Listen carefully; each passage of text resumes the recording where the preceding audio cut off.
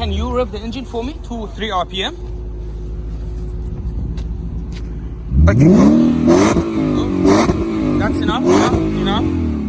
Now go again.